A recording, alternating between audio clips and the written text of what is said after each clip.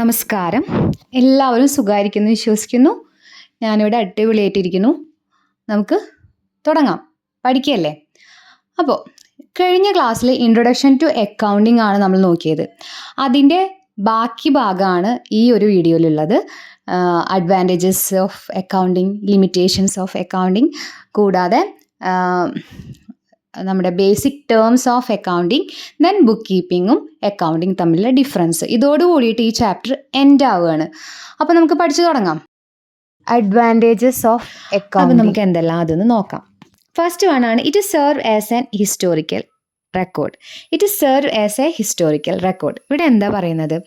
ഇവിടെ ഒരു historical record നമുക്ക് എന്ത് ചെയ്യുന്നുണ്ട്? സെർവ് ചെയ്യുന്നുണ്ട് എന്ന്. ഇപ്പോൾ നമ്മൾ പറഞ്ഞു, നമ്മളൊരു ഫേമിൽ അല്ലെങ്കിൽ ബിസിനസ്സിൽ മുൻകാലങ്ങളിൽ നടന്നിരിക്കുന്ന എല്ലാ മോണിറ്ററി ടേംസിലുള്ള ട്രാൻസാക്ഷൻസ് നമ്മൾ എന്ത് ചെയ്യാറുണ്ട്? റെക്കോർഡ് ചെയ്ത് വെക്കാറുണ്ട് അല്ലേ? അപ്പോൾ അത്തരത്തിൽ ഹിസ്റ്റോറിക്കൽ റെക്കോർഡ്സുകൾ സേവ് ചെയ്യാനോട് അല്ലെങ്കിൽ സൂക്ഷിച്ച് വെക്കുന്നത് മൂലം ഇപ്പോഴുള്ള ബിസിനസ്സിൻ്റെ ട്രാൻസാക്ഷൻസ് എങ്ങനെയാണെന്ന് മനസ്സിലാക്കാനും നമുക്കൊരു ഫർദർ ഇൻഫർമേഷൻ, പാസ്റ്റിൽ നമ്മുടെ ബിസിനസ് എങ്ങനെ ഇരുന്നു, ഇപ്പോഴെങ്ങനെ ഇരുന്നു, അങ്ങനെയുള്ള കാര്യങ്ങളൊക്കെ മനസ്സിലാക്കാനൊക്കെ ഇത്തരത്തിലുള്ള ഹിസ്റ്റോറിക്കൽ ഡാറ്റ സെർവ് ചെയ്യുന്നതിലൂടെ നമുക്ക് സാധിക്കും. സെക്കൻഡ് വൺ ആണ് it facilitate the preparation of financial statement which understand the result of operation and financial position of business. ഇവിടെ നമ്മൾ എന്ത് ചെയ്യുന്നുണ്ട്? അക്കൗണ്ടിങ്ങിൽ നമ്മൾ ഒരു ഫിനാൻഷ്യൽ സ്റ്റേറ്റ്മെൻറ്റ് പ്രിപ്പയർ ചെയ്യുന്നുണ്ട്. അതുമൂലം നമുക്ക് എന്താണ് നമ്മുടെ ബിസിനസ്സിൻ്റെ പൊസിഷൻ, ഫിനാൻഷ്യൽ പൊസിഷൻ എങ്ങനെയാണെന്ന് നമുക്ക് മനസ്സിലാക്കാനായിട്ട് സാധിക്കും. അല്ലെങ്കിൽ നമ്മളുടെ ബിസിനസ്സിൻ്റെ ഫിനാൻഷ്യൽ പെർഫോമൻസ് നമുക്ക് മനസ്സിലാക്കാനുള്ള ഒരു കറക്റ്റ് പിക്ചറായിട്ട് അക്കൗണ്ടിങ് പ്രവർത്തിക്കുന്നുണ്ട്. അപ്പോൾ ഇതിൻ്റെ നെക്സ്റ്റ് അഡ്വാൻറ്റേജ് എന്ന് പറയുന്നത് ഫിനാൻഷ്യൽ സ്റ്റേറ്റ്മെൻറ്റ് സഹായത്തോട് കൂടിയിട്ട് ഒരു ബിസിനസ് ഓർഗനൈസേഷൻ്റെ ഫിനാൻഷ്യൽ പൊസിഷൻ നമുക്ക് കറക്റ്റ് ആക്യുറേറ്റ് ആയിട്ട് അതിൻ്റെ ഒരു പിക്ചർ നമുക്ക് നൽകുന്നതായിരിക്കും. Third one it supply information to all those who are interested in business for owners, creditors, employees. ഇവിടെ നമ്മൾ പറയുന്നുണ്ട് ആർക്കൊക്കെയാണ് ഇത്തരത്തിലുള്ള ഇൻഫോർമേഷൻസ് വേണ്ടത് അവർക്കെല്ലാം നമുക്ക് എന്ത് ചെയ്യാൻ സാധിക്കും? ഒരു ആക്യുറേറ്റ് ആയിട്ടുള്ള സിസ്റ്റമാറ്റിക് ആയിട്ടുള്ള റെക്കോർഡഡ് ഡാറ്റാസ് പ്രൊവൈഡ് ചെയ്യാനായിട്ട് സാധിക്കും. To make various information available to various groups of users. ആർക്കാണോ ആവശ്യക്കാർ, ഇപ്പോൾ അവിടെയുള്ള എംപ്ലോയീസ് ആണോ അല്ലെങ്കിൽ നമ്മൾ ക്രെഡിറ്റ് എടുത്ത, നമ്മളെ ലോൺ എടുത്ത ബാങ്ക് ആണോ, അവർക്കാണോ നമ്മളുടെ ഫിനാൻഷ്യൽ സ്റ്റേറ്റ്മെൻറ്റ് അറിയേണ്ടത്, അവർക്കൊക്കെ നമുക്ക് എന്ത് ചെയ്യാം? ഇൻഫർമേഷൻസ് സപ്ലൈ ചെയ്യാനായിട്ട് നമ്മളെ ഹെൽപ്പ് ചെയ്യുന്നുണ്ട്. നെക്സ്റ്റ് ഫോർത്ത് വൺ ആണ് it helps the management in taking important business decision by analysing the financial statement. ഇത്തരത്തിലുള്ള ഫിനാൻഷ്യൽ സ്റ്റേറ്റ്മെൻറ്റ് അനലൈസ് ചെയ്യുന്നതിലൂടെ മാനേജ്മെൻറ്റിന് ഇമ്പോർട്ടൻ്റ് ആയിട്ടുള്ള ഫിനാൻഷ്യൽ ഡിസിഷൻസ് എടുക്കാനൊക്കെ ആയിട്ട് സാധിക്കുന്നുണ്ട്. ഇപ്പോൾ ഒരു മാനേജ്മെൻറ്റ് മനസ്സിലാക്കുകയാണ് അവരുടെ ഓർഗനൈസേഷൻ ഭയങ്കര പ്രോഫിറ്റബിൾ ആയിട്ടാണ് റൺ ചെയ്യുന്നതെന്ന് ഓർഗനൈസേഷൻ മനസ്സിലാക്കുകയാണെങ്കിൽ കുറച്ചും കൂടിയും ഇമ്പ്രൂവ് ചെയ്യാൻ വേണ്ടിയിട്ട് അല്ലെങ്കിൽ ഇനിയും ഇതിലും അവർ അച്ചീവ് ചെയ്യുന്ന ഒരു ടാർഗറ്റിലേക്ക് എത്തിക്കാൻ വേണ്ടിയുള്ള സ്ട്രാറ്റജിക് ഡിസിഷൻസ് എടുക്കാൻ, അത്തരത്തിലുള്ള ഡിസിഷൻസ് എടുക്കാൻ മാനേജ്മെൻറ്റ് ഹെൽപ്പ് ചെയ്യുന്നുണ്ട്. അല്ലെങ്കിൽ ആ ഒരു ബിസിനസ് ഓർഗനൈസേഷൻ വളരെയധികം ലോസിലാണ് പോകണമെങ്കിൽ അതിനെ എങ്ങനെ കുറച്ചും കൂടിയും പ്രോഫിറ്റബിൾ ആക്കാം, ഏതെല്ലാം സ്ട്രാറ്റജീസ് യൂസ് ചെയ്യാം, ഇത്തരത്തിലുള്ള അനാലിസിസിനൊക്കെ അക്കൗണ്ടിങ് മാനേജ്മെൻറ്റിനെ ഹെൽപ്പ് ചെയ്യുന്നുണ്ട്. Next one, it facilitate comparative study of the performance of organization over different periods of time and with other firms. ഇവിടെ നമ്മളൊരു കമ്പാരിറ്റീവ് അനാലിസിസിന് അക്കൗണ്ടിങ് നമ്മളെ ഹെൽപ്പ് ചെയ്യുന്നുണ്ട്. നമ്മളെ ബിസിനസ് ഒരു ഡിഫറെൻറ്റ് പീരിയഡ് ഓഫ് ടൈമിൽ, ബിസിനസ്സിൻ്റെ ഡിഫറെൻറ്റ് പീരിയഡ് ഓഫ് ടൈമിൽ എത്രത്തോളം അച്ചീവ്മെൻറ്റ്സ് ഉണ്ടായെന്ന് സ്വയം ബിസിനസ്സിനെ തമ്മിൽ കമ്പയർ ചെയ്യാനും അല്ലെങ്കിൽ മറ്റൊരു ഫേംസായിട്ട് അല്ലെങ്കിൽ ബിസിനസ്സായിട്ട് നമ്മുടെ ബിസിനസ് ഓർഗനൈസേഷനെ കമ്പാരിറ്റീവ് സ്റ്റഡി നടത്താനൊക്കെ അക്കൗണ്ടിങ് നമ്മളെ ഹെൽപ്പ് ചെയ്യുന്നുണ്ട്. ലാസ്റ്റ് വൺ ആണ് it provide evidence in case of any disputes. എന്തെങ്കിലും തർക്കങ്ങൾ അല്ലെങ്കിൽ കോൺഫ്ലിക്ട്സുകളൊക്കെ വരികയാണെങ്കിൽ ഇതൊരു പ്രൂഫായിട്ട്, ഒരു എവിഡൻസ് ആയിട്ട് നിലകൊള്ളാനായിട്ട് അക്കൗണ്ടിങ്, ഇതൊരു നമ്മൾ പറഞ്ഞതൊരു ഹിസ്റ്റോറിക്കൽ റെക്കോർഡ് ആണെന്ന്. അപ്പോൾ അത് തന്നെ ഒരു പ്രൂഫാണ്. ഇത്തരം ഡിസ്പ്യൂട്ട്സുകളെയൊക്കെ നമുക്ക് അതിജീവിക്കാൻ വേണ്ടിയിട്ട് ഇത്തരം അക്കൗണ്ടിങ് എവിഡൻസ് ആയിട്ട് നമുക്ക് യൂസ് ചെയ്യാനായിട്ട് സാധിക്കുന്നുണ്ട്. ക്ലിയർ ആയോ? ഇനി നമുക്ക് നോക്കാനുള്ള ലിമിറ്റേഷൻസ് ഓഫ് അക്കൗണ്ടിങ് ആണ്. നെക്സ്റ്റ് നമുക്ക് നോക്കാനുള്ളത് അക്കൗണ്ടിങ്ങിൻ്റെ ലിമിറ്റേഷൻസ് ആണ്. ഫസ്റ്റ് ലിമിറ്റേഷൻ എന്ന് പറയുന്നത് accounting record past transactions which might not reflect current or future conditions. ഇവിടെ നമ്മൾ പറഞ്ഞു അക്കൗണ്ടിങ് കഴിഞ്ഞു പോയിട്ടുള്ള ബിസിനസ്സിലെ ഫിനാൻഷ്യൽ ട്രാൻസാക്ഷൻസ് ആണ് നമ്മൾ റെക്കോർഡ് ചെയ്യുന്നത്. അതുകൊണ്ട് തന്നെ നമുക്കതൊരു ഇപ്പോൾ ഉള്ള ഫ്യൂച്ചർ ആയിട്ടുള്ള അല്ലെങ്കിൽ കറണ്ട് ആയിട്ടുള്ള റിഫ്ലക്ഷൻസ് നമുക്ക് നൽകുന്നില്ല. ഇപ്പോൾ ഇന്നെന്ത് നടന്നു എന്നുള്ളത് നമുക്ക് സഡൻ ആയിട്ട് എടുത്ത് നോക്കാനായിട്ട് സാധിക്കുന്നില്ല. നെക്സ്റ്റ് നമുക്ക് പറയുന്നത് there's a risk of errors or intentional manipulation of financial information. ഇവിടെ എന്തുണ്ട്, ഏതൊരു ഓർഗനൈസേഷൻ ആണെങ്കിലും ഫേസ് ചെയ്യുന്ന റിസ്ക് എന്ന് പറയുന്നത് മാനിപ്പുലേഷൻ ആണ് അല്ലേ. അപ്പോൾ അങ്ങനെയുള്ള ചിലപ്പോൾ അറിയാതെ വരുന്ന തെറ്റുകളോ എറേഴ്സോ, നമ്മൾ എഴുതിയെടുക്കുമ്പോൾ വരുന്ന എമൗണ്ട്സിലുള്ള വ്യത്യാസങ്ങളോ, അല്ലെങ്കിൽ നമ്മൾ ഇൻറ്റൻഷനലി അവിടെയുള്ള എംപ്ലോയീസ് വരുത്തി വെക്കുന്ന മാനിപ്പുലേഷൻസ് ഒക്കെ ഇത്തരത്തിലുള്ള ഫിനാൻഷ്യൽ ഇൻഫോർമേഷൻസ് ഫേക്ക് ആവുന്നതിന് ലീഡ് ചെയ്യുന്നുണ്ട്. അപ്പോൾ അത്തരത്തിൽ മാനിപ്പുലേറ്റഡ് ആയിട്ടുള്ള ഡാറ്റാസ് നോക്കിയിട്ട് നമുക്കൊരു ഫ്യൂച്ചറിലേക്ക് ഒരു പ്ലാൻ ചെയ്യാനൊന്നും സാധിക്കില്ല. അത്തരം മാനിപ്പുലേറ്റഡ് ആയിട്ടുള്ള ഡാറ്റാസ് അല്ലെങ്കിൽ എന്തെങ്കിലും എറേഴ്സ് വന്നിട്ടുണ്ടെങ്കിൽ അത് നമ്മളെ ബിസിനസ്സിനെ നെഗറ്റീവായിട്ട് ബാധിക്കും. നെക്സ്റ്റ് പറയുന്നതാണ് it emphasise numerical data and may overlook qualitative aspects like company's culture. ഇവിടെ എപ്പോഴും മെൻഷൻ ചെയ്യുന്നത് ഒരു ക്വാണ്ടിറ്റേറ്റീവ് ടേംസിലാണ്, മണി മെഷർമെൻറ്റ്സ് ആണ്. എന്ന് വെച്ചാൽ ന്യൂമറിക്കൽ ഡാറ്റേനെയാണ് നമ്മൾ എപ്പോഴും ഫോക്കസ് ചെയ്യുന്നത്. അതുകൊണ്ട് തന്നെ ക്വാളിറ്റേറ്റീവ് ആസ്പെക്ട്സ് ആയിട്ടുള്ള കമ്പനിയുടെ കൾച്ചർ, കസ്റ്റംസ്, അതുപോലെ തന്നെ അവിടെയുള്ള എംപ്ലോയീസിൻ്റെ സാറ്റിസ്ഫിക്കേഷൻ, ഇപ്പോൾ അവിടെ വർക്ക് ചെയ്യുന്ന ആളുകൾ അതിൽ തൃപ്തരാണോ, അങ്ങനെയുള്ള അതിലുള്ള ഡാറ്റാസ് ഒന്നും നമുക്കിവിടെ പ്രൊവൈഡ് ചെയ്യാനായിട്ട് സാധിക്കുന്നില്ല. Only focus on quantitative information. Next ആണ് different accounting methods can leads to different interpretations of the same financial data. ഒരു സെയിം ഫിനാൻഷ്യൽ ഡാറ്റ വെച്ചിട്ട് നമ്മൾ ഡിഫറെൻറ്റ് അക്കൗണ്ടിങ് മെത്തേഡ്സ് ചൂസ് ചെയ്യുമ്പോൾ അത് നമ്മൾ ഡിഫറെൻറ്റ് തരത്തിലുള്ള ഇൻ്റർപ്രിട്ടേഷനിൽ ലീഡ് ചെയ്യുന്നുണ്ടായിരിക്കും. പലതരത്തിലുള്ള അക്കൗണ്ടിങ് മെത്തേഡ്സ് ഉണ്ട്, ഡിഫറെൻറ്റ് അക്കൗണ്ടിങ് മെത്തേഡ്സ് ഉണ്ട്. അത് ഒരു സെയിം ഒരു ഫിനാൻഷ്യൽ ഡാറ്റ വെച്ച് ചെയ്യുന്ന സമയത്ത് ഡിഫറെൻറ്റ് ഇൻ്റർപ്രിട്ടേഷനിലേക്ക് ലീഡ് ചെയ്യും. അപ്പോൾ നമ്മുടെ ഓർഗനൈസേഷനെ അത് നെഗറ്റീവായിട്ട് ബാധിക്കും. നെക്സ്റ്റ് പറയുന്നതാണ് various accounting standards and regulations can be complex and time lagging process. ഇത് നമ്മൾ കുറച്ചും കൂടി അക്കൗണ്ടിങ് സ്റ്റാൻഡേർഡ്സും അതുപോലെ റെഗുലേഷൻസും ഒക്കെ വെച്ച് നോക്കുമ്പോൾ ഇത് കുറച്ചും കൂടി വളരെ ശ്രദ്ധാപൂർവ്വം ചെയ്യേണ്ട കാര്യമായതുകൊണ്ട് കുറച്ച് കോംപ്ലക്സ് ആണ് അല്ലേ. മറ്റുള്ള പ്രവർത്തനങ്ങൾ പോലെയല്ല, വളരെ പൈസയുടെ ഇടപാടുകളാണ് ഫിനാൻഷ്യൽ ട്രാൻസാക്ഷൻ. അപ്പോൾ എക്സ്ട്രാ കെയർ കൊടുത്ത് ചെയ്യണം. അപ്പോൾ അവിടെ കോംപ്ലക്സും അതുപോലെ തന്നെ അതിൻ്റെതായ സമയവും കൂടി ആവശ്യമായിട്ട് വരും. നെക്സ്റ്റ് എന്ന് പറയുന്നത് it does not capture non financial factors like employee satisfaction or market trends.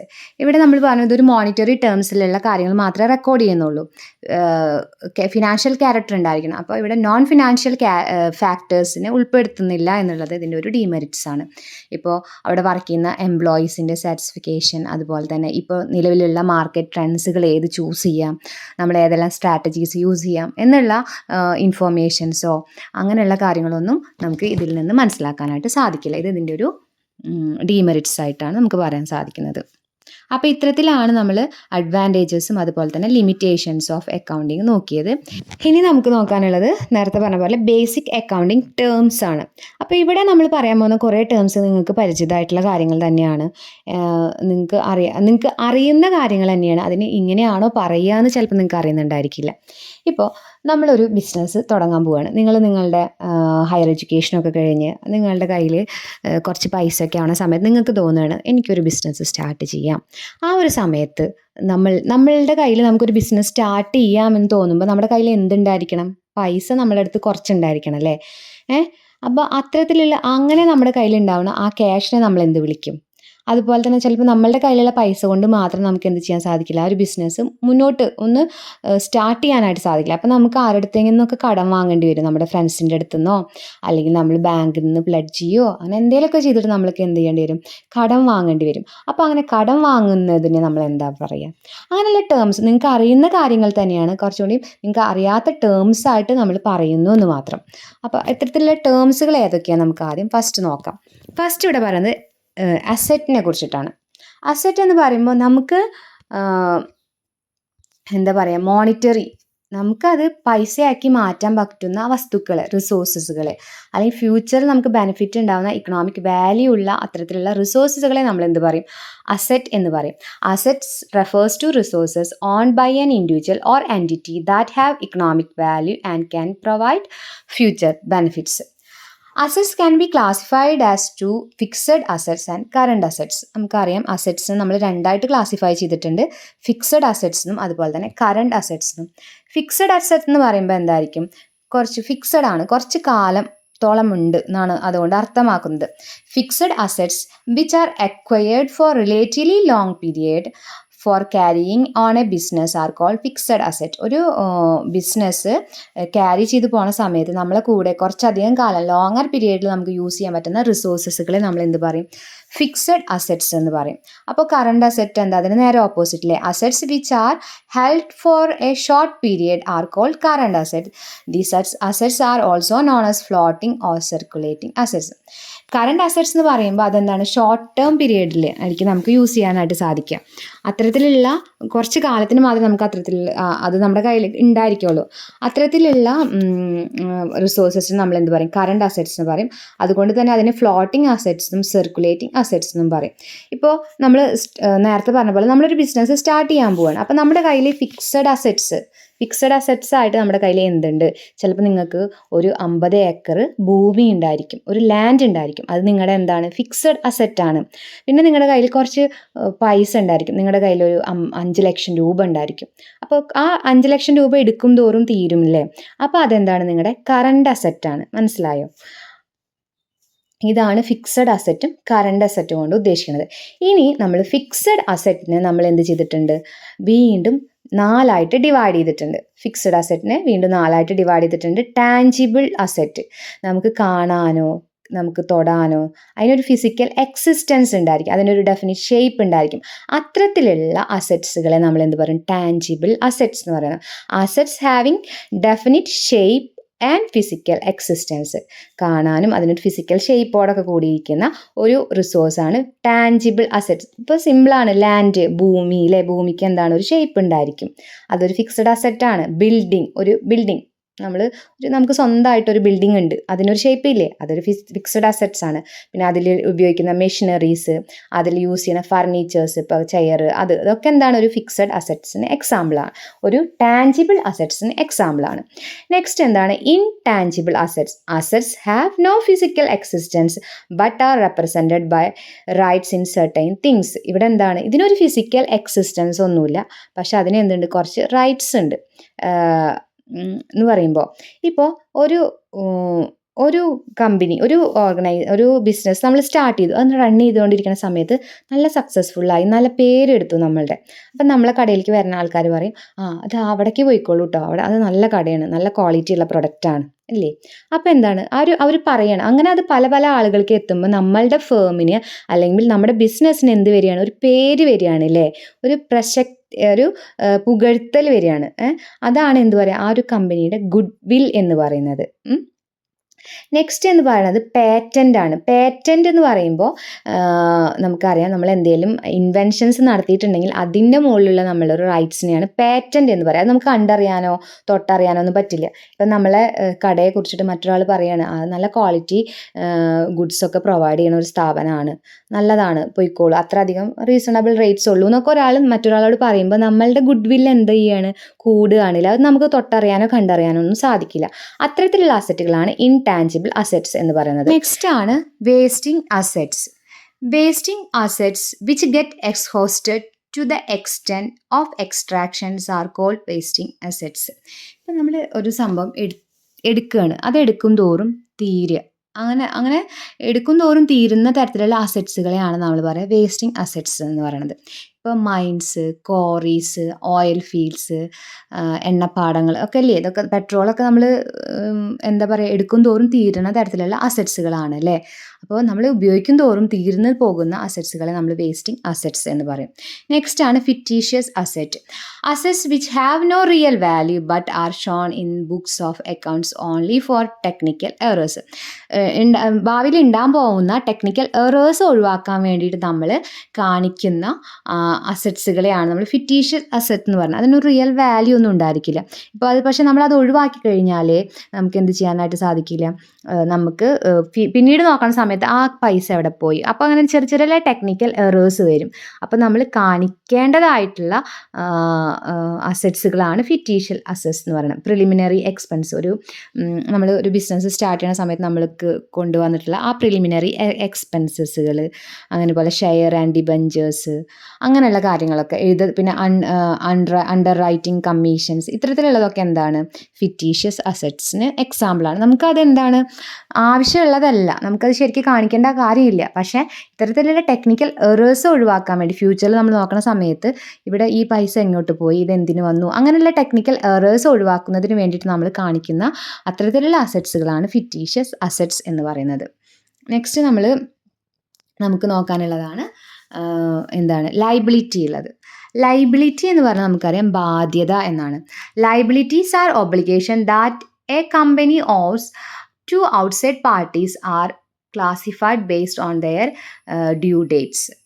ഇപ്പോൾ ലയബിലിറ്റി എന്ന് പറയുമ്പോൾ നമ്മൾ നേരത്തെ പറഞ്ഞു നമുക്കൊരു ബിസിനസ് സ്റ്റാർട്ട് ചെയ്യാൻ ആഗ്രഹമുണ്ട് എന്ന് പറഞ്ഞില്ലേ. അപ്പോൾ നമ്മുടെ കയ്യിൽ കുറച്ച് പൈസയുണ്ട്, നമ്മുടെ കയ്യിൽ തികയാത്ത പൈസ നമ്മൾ എന്താ ചെയ്യാറ്, നമ്മൾ മറ്റുള്ളവരുടെ അടുത്ത് നിന്ന് വാങ്ങൂലേ.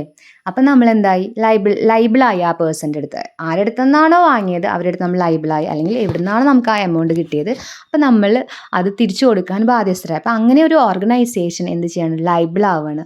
ഓർഗനൈസേഷനും ഒരു ലൈബിലിറ്റി ഇല്ലാതെ എന്ത് ചെയ്യാൻ പറ്റില്ല, മുന്നോട്ട് റൺ ചെയ്യാൻ പറ്റില്ല. അപ്പം മറ്റുള്ളവരുടെ അടുത്ത് നമ്മൾ വാങ്ങുന്ന അത്തരത്തിലുള്ള പൈസകൾ അതുപോലെ തന്നെ ബാങ്കിൽ നിന്ന് എടുക്കുന്ന ലോണുകൾ, ഇതൊക്കെ എന്താണ് ലയബിലിറ്റീസിന് എക്സാമ്പിളാണ്. ലയബിലിറ്റിനെ രണ്ടായിട്ട് തരംതിരിച്ചിട്ടുണ്ട്, current liability and fixed liability.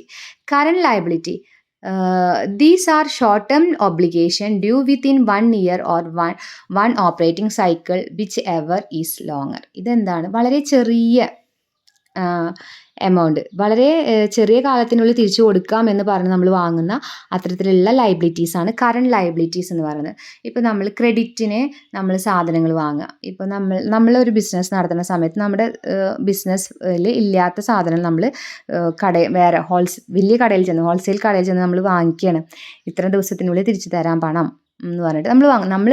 നിങ്ങൾ ആലോചിച്ച് നോക്കും, നമ്മുടെ ലൈഫിൽ നമ്മുടെ കയ്യിൽ പൈസ ഇല്ല എന്ന് വയ്ക്കുക, അപ്പോൾ നമ്മൾ എന്ത് ചെയ്യും, നമ്മുടെ വീട്ടിലേക്ക് സാധനങ്ങൾ വാങ്ങാം. നമ്മൾ കടയിൽ ചെല്ലുമ്പോൾ നമ്മൾ അവരുടെ അടുത്ത് പറയില്ലേ, അടുത്ത ആഴ്ച സാലറി കിട്ടും അപ്പോൾ നമ്മൾ തരാം എന്ന് പറഞ്ഞ് നമ്മൾ വാങ്ങിയില്ലേ. അപ്പോൾ അതെന്താ, നമ്മൾ ആ കടയുടെ ഉടമസ്ഥനോട് നമ്മൾ ലൈബിളാണ്.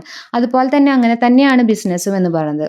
അവരുടെ ബിസിനസ്സിൽ ഓർഗനൈസേഷനിൽ ഇല്ലാ സാധനങ്ങൾ ക്രെഡിറ്റിൽ ഗുഡ്സ് പർച്ചേസ് ചെയ്യണ സമയത്ത് വളരെ ഷോർട്ട് ടൈമിൻ്റെ ഉള്ളിൽ കൊടുത്ത് തീർക്കേണ്ടതായിട്ടുള്ള ബാധ്യതകളെ നമ്മൾ കറണ്ട് ലയബിലിറ്റീസ് എന്ന് പറയുന്നു.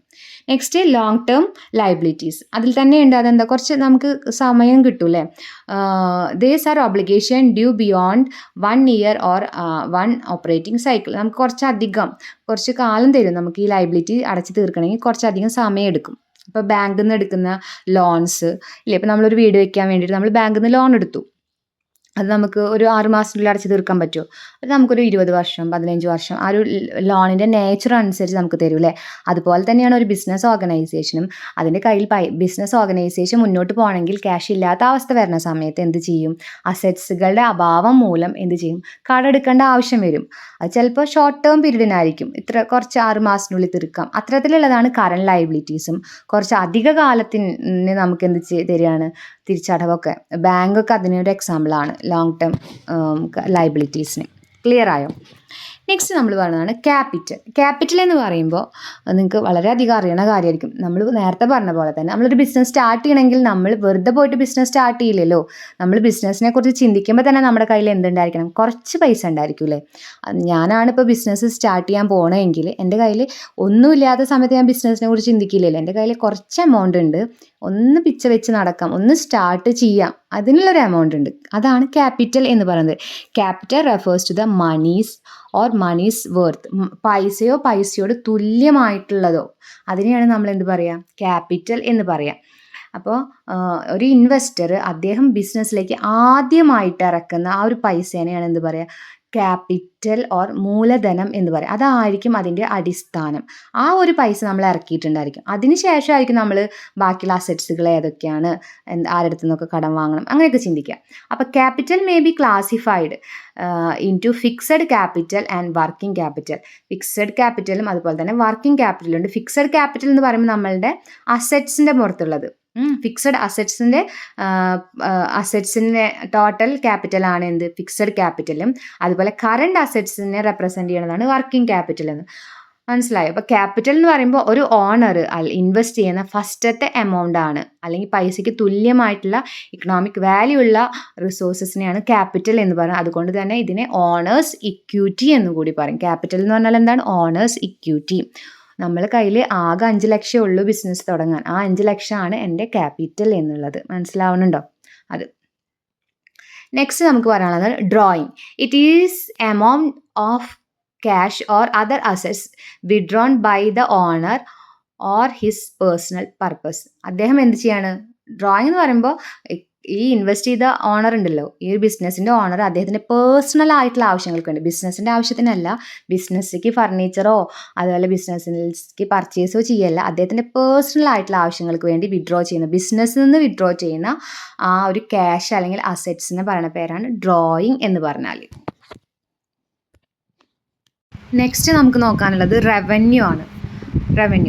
Revenue represent the amount of business earns by selling its products or providing service to customers. Revenue എന്ന് പറയുമ്പോൾ നമുക്ക് ബിസിനസ്സിലൂടെ സെയിൽസിലൂടെ പ്രൊഡക്ട്സ് സെയിൽ ചെയ്യുന്നതിലൂടെ കിട്ടുന്നതോ അല്ലെങ്കിൽ കസ്റ്റമേഴ്സിന് എന്തെങ്കിലും സർവീസ് കൊടുക്കുന്നതിലൂടെ കിട്ടുന്നതായിട്ടുള്ള ആ ഒരു എമൗണ്ടിനെയാണ് നമ്മൾ റവന്യൂ എന്ന് പറയുന്നത്. Revenue represent the amount of business earns by selling its products or providing services to the customers. Next ആണ് എക്സ്പെൻസസ്. ഈ എക്സ്പെൻസ് എന്ന് പറഞ്ഞ ടേമൊക്കെ നിങ്ങൾക്ക് അറിയണതായിരിക്കും, നമ്മൾ ഡേ ടു ഡേ ലൈഫിൽ മീറ്റ് ചെയ്യണതാണ്. The term expense denote the cost incurred by business in the process of earning revenue. ഇപ്പം നമ്മൾ നേരത്തെ പറഞ്ഞു, നമ്മളൊരു കച്ചവടം നടത്തുന്നതിലൂടെ നമുക്ക് കിട്ടുന്ന ആ ഒരു എമൗണ്ടാണ് റവന്യൂ എന്ന് പറയുന്നത്. ആ ഒരു പ്രോസസ്സിൽ നമ്മൾ മീറ്റ് ചെയ്യണ ചിലവുകളെയാണ് എന്ത് പറയുന്നത്? എക്സ്പെൻസസ് എന്ന് പറയുന്നത്. നെക്സ്റ്റ് നമുക്ക് നോക്കാനുള്ളതാണ് expenditure. Expenditure refers to the act of spending money or resources on goods, service or other purpose. നമ്മൾ ഗുഡ്സോ അതുപോലെ തന്നെ സർവീസസോ അല്ലെങ്കിൽ മറ്റെന്തെങ്കിലും ആവശ്യങ്ങൾക്കോ വേണ്ടി പണമോ അല്ലെങ്കിൽ വിഭവങ്ങളോ എന്ന് വെച്ചാൽ റിസോഴ്സസുകളോ ചെലവഴിക്കുന്ന പ്രവൃത്തിയെ നമ്മൾ എന്ത് പറയുന്നു? എക്സ്പെൻഡിച്ചർ എന്ന് പറയുന്നത്.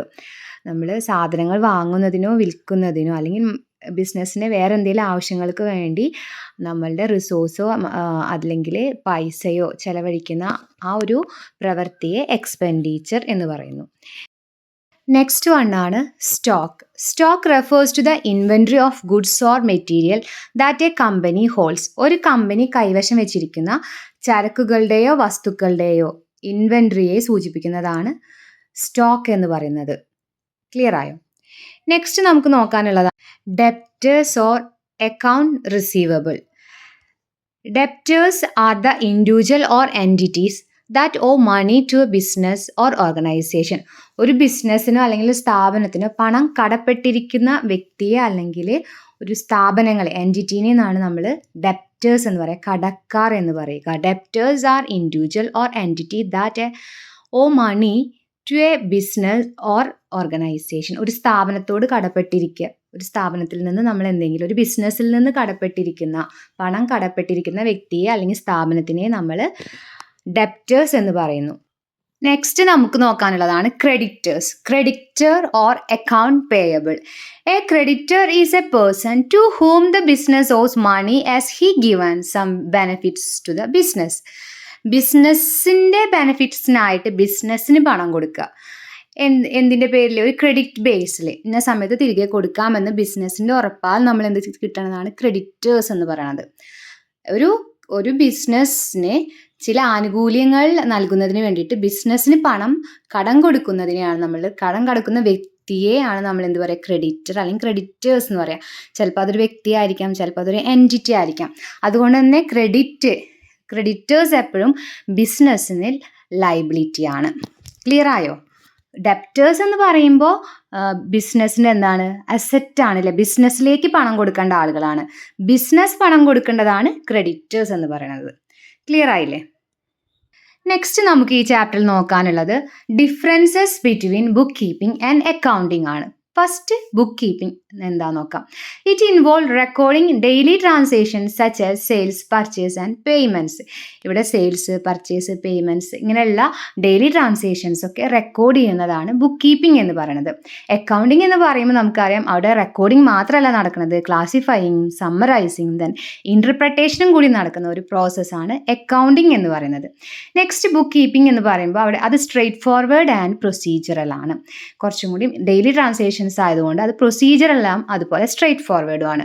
അക്കൗണ്ടിങ് എന്ന് പറയുമ്പോൾ എന്താ കുറച്ചുകൂടി കോംപ്ലക്സ് പ്രൊസീജിയറാണ്, അതുപോലെ തന്നെ ടൈം കൺസ്യൂമിങ് പ്രൊസീജിയറാണ്. ഇവിടെ എന്ത് നടക്കുന്നുണ്ട്, ഒരു ഫിനാൻഷ്യൽ അനാലിസിസ് നടക്കുന്നുണ്ട്, അതുപോലെ തന്നെ അഡ്ജസ്റ്റ്മെൻറ്റ്സുകൾ നടക്കുന്നുണ്ട്. അപ്പോൾ ഇതെല്ലാം ഇൻക്ലൂഡ് ചെയ്തതുകൊണ്ട് ഇവിടെ എന്ന് പറയുമ്പോൾ റെക്കോർഡിംഗ് മാത്രമല്ല ബാക്കി എല്ലാ കാര്യങ്ങളും ഇൻ്റർപ്രിട്ടേഷൻ വരെയുള്ള എല്ലാ കാര്യങ്ങളും നടക്കുന്നത് കൊണ്ട് കുറച്ചും കൂടി കോംപ്ലക്സ് ആയിട്ടുള്ള പ്രൊസീജിയറാണ് അക്കൗണ്ടിങ് എന്ന് പറയുന്നത്. നെക്സ്റ്റ് ബുക്ക് കീപ്പിംഗ് എന്ന് പറയുന്നത് ഇറ്റ് റിക്വയർ ക്ലറിക്കൽ നോളജ്. ഇവിടെ നമുക്ക് വളരെയധികം സ്കിൽഡ് ആയിട്ടുള്ള പേഴ്സൻ്റെ ആവശ്യമില്ല. ക്ലറിക്കൽ ബേസിക് ഒരു നോളജ് ഉണ്ടായാൽ തന്നെ നമുക്ക് എന്ത് ചെയ്യാം, ബുക്ക് കീപ്പിംഗ് ചെയ്യാൻ പറ്റുന്നതാണ്. പക്ഷേ അക്കൗണ്ടിങ് എന്ന് പറയുമ്പോൾ it require special knowledge and skills. ഇവിടെ കുറച്ചും കൂടി സ്പെഷ്യൽ നോളജും സ്കിൽസും ഒക്കെ അനിവാര്യമായിട്ട് വരുന്നുണ്ട് അക്കൗണ്ടിങ്ങിൽ. നെക്സ്റ്റ് ഡിഫറൻസ് എന്ന് പറയുന്നത് book keeping usually performed by lower levels ആണ്. കുറച്ചുകൂടി ലോവർ ലെവലായിട്ടുള്ള എംപ്ലോയീസ് ആണ് ബുക്ക് കീപ്പിംഗ് പെർഫോം ചെയ്യുന്നത്. എന്നാൽ അക്കൗണ്ടിങ് എന്ന് പറയുമ്പോൾ usually performed by qualified accountants ആണ്. ബുക്ക് കീപ്പിംഗ് നമ്മൾ പറഞ്ഞു കുറച്ചുകൂടി കോംപ്ലക്സ് പ്രൊസീജിയറാണ്, അവിടെ ഫിനാൻഷ്യൽ അനാലിസിസ് ഒക്കെ നടക്കുന്നുണ്ട്, ഇൻ്റർപ്രിട്ടേഷൻ നടക്കുന്നുണ്ട്. അപ്പോൾ കുറച്ചുകൂടി സ്കിൽഡ് ആയിട്ടുള്ള കുറച്ചും കൂടി സ്കിൽഫുൾ ആയിട്ടുള്ള പേഴ്സൺസിനെ നമുക്ക് ഇവിടെ ആവശ്യമായിട്ട് വരുന്നുണ്ട് അക്കൗണ്ടിങ്ങിൽ. നെക്സ്റ്റ് നമ്മൾ പറഞ്ഞത് ലാസ്റ്റ് വണ്ണാണ് ഡിഫറൻസ് എന്ന് പറയുന്നത് book keeping is a part of accounting. അക്കൗണ്ടിങ്ങിൻ്റെ ഒരു പാർട്ട് മാത്രമാണ് എന്ത് ബുക്ക് കീപ്പിംഗ് എന്ന് പറയുന്നത്. അപ്പോൾ അക്കൗണ്ടിങ് എന്താണ്, അക്കൗണ്ടിങ് ഇൻക്ലൂഡ്സ് ബുക്ക് കീപ്പിംഗ് ആണ്. എന്നുവെച്ചാൽ ഇവിടെ റെക്കോർഡിംഗ് സെഷൻ മാത്രമേ ബുക്ക് കീപ്പിങ്ങിൽ നടക്കുള്ളൂ. അതുകൊണ്ട് തന്നെ ബുക്ക് കീപ്പിംഗ് എന്ന് പറയുന്നത് അക്കൗണ്ടിങ്ങിൻ്റെ ഒരു പാർട്ടാണ്. ക്ലിയർ ആയോ? അപ്പോൾ നമ്മൾ ഈ വീഡിയോയിൽ അക്കൗണ്ടിങ്ങിൻ്റെ അഡ്വാൻറ്റേജസ്, ഡിസഡ്വാൻറ്റേജസ്, അതുപോലെ അക്കൗണ്ടിങ്ങിൽ വരുന്ന ബേസിക് ടേംസ് എന്താണ്, ബുക്ക് കീപ്പിങ്ങും അക്കൗണ്ടിങ്ങും തമ്മിലുള്ള ഡിഫറൻസസ് എന്താണെന്നൊക്കെ നമ്മൾ നോക്കിക്കഴിഞ്ഞു. ഇതോട് കൂടിയിട്ട് ഈ ചാപ്റ്റർ എൻഡ് ആവുകയാണ്. ഇൻട്രൊഡക്ഷൻ ടു അക്കൗണ്ടിങ് എന്നുള്ള ചാപ്റ്റർ എൻഡ് ആവുകയാണ്. എല്ലാവർക്കും മനസ്സിലായെന്ന് വിചാരിക്കുന്നു. Thank you to all.